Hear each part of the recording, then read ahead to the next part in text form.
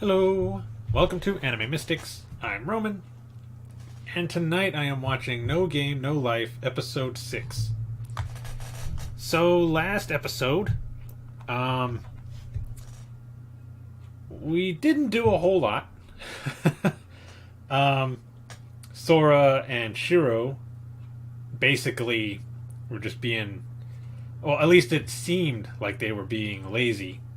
They had locked themselves in a room down in like a basement in the castle, moving out of the, I guess, wherever the ruler is supposed to sleep, leaving Stephanie to take care of all of the matters that have been piling up. She finally got sick of it and went down there to get them to see what was going on. Like, why are they not doing what they're supposed to be doing? And they're sitting there. I believe they were reading.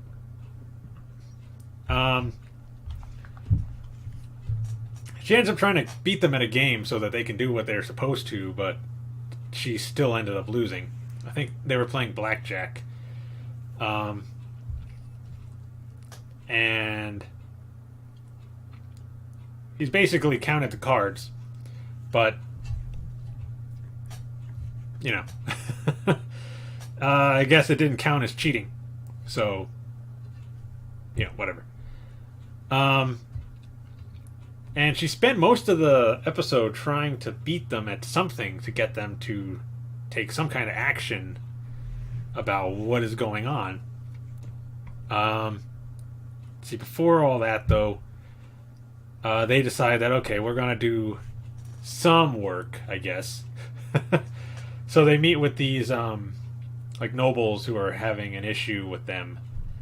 And they beat them at a game. Basically, I think stripping them of all their possessions and stuff like that. I think that's what happened. I know they were kicked out of the room naked. And this is when you find out that Stephanie basically knows everything about how to govern. Like, she knows how to handle all of these situations when, like, these angry nobles come in and try to, I guess, revolt or whatever against them. She's been handling all that since they've been locking themselves up in this room. And she said she was about to get all of them if they would have let her handle it. She would have gotten them all on their side without having any kind of issues or any kind of like competitions or whatever happening. Then they go around the city. This is when Stephanie starts trying to beat them at just about anything she could think of. And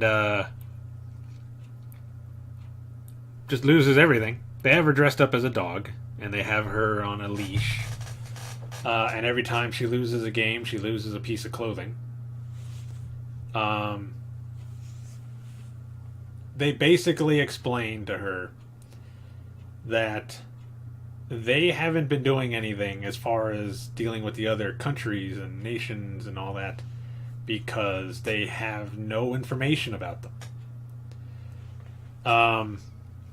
They don't want to just rush into a place knowing that these other races have like magic or other ways of like getting past what do they call them, humanity, something like that. Basically getting past the people, normal regular people. But they have no information on any of them because they don't have a library, which they happen to lose in a game against this other race, who just so happened to be flying by. So they climb up to the castle because it's on like a floating rock, and they climb up there, and they're getting ready to challenge whoever is there to a game to get the library back so they can get all the information on all these different species and races so that they can deal with them. Because right now they would be going in blind like they are right now against this other race, but they have to do it in order to get the information they need.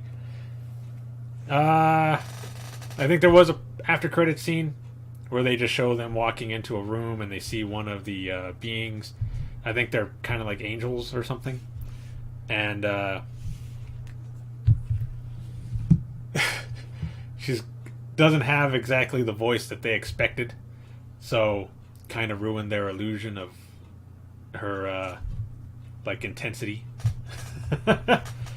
Anyway, let's get into this episode so that we can see what happens. All right, so the video is going to be located over here, and the link to the reaction is going to be in the description down below. And we're going to start this episode in 3, 2, 1.